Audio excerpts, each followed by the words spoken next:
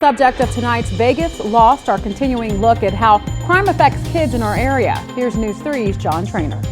Clark County has a new district attorney, kind of. Steve Wolfson retains his seat. So what does that mean for the juvenile justice system? We sat down with the DA on what's changed, what's working, and what we can do better. I think our community is changing because in the old days, 20 years ago, we had an idea of lock 'em up. The system is changing, and change, in large part, comes from an office at the Regional Justice Center. Steve Wolfson has been the county's district attorney since 2012.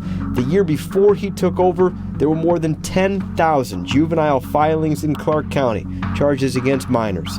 Last year, there were 6,500. A significant decrease, Wolfson says, is due to a new approach. It's changed a lot and continues to change because we realize we want kids to stay in school. So we've changed laws up at the legislature by changing the law regarding zero tolerance. There used to be a law that said certain kids who commit certain crimes would get kicked out of school, would get expelled. We've changed that because we want kids to stay in school. It's the idea of early intervention. Get to at-risk kids before they commit a crime. Something Wolfson says his office has done through personnel changes and advocacy. They say they will continue to do it. At the same time, Wolfson has watched a spike in the number of young kids committing violent crimes. There's more guns around than ever before, and more guns in the hands of children, and more children are committing robberies. So we have to look at those cases carefully because public safety is our #1 priority.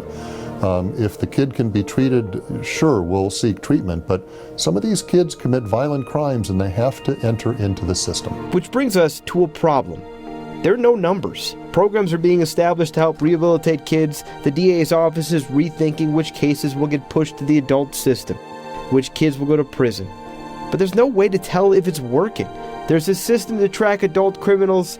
There's none for juvenile justice. We could improve our tracking system, absolutely. We need a case management system down here in juvenile court, which we don't have right now.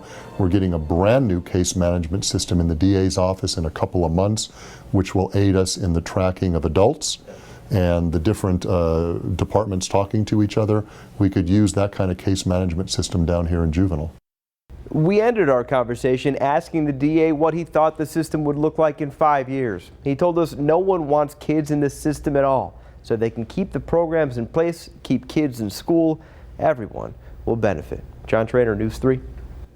And we are asking for your thoughts on these stories moving forward and ideas for future angles we can cover. You can send those emails to vegaslost@news3lv.com.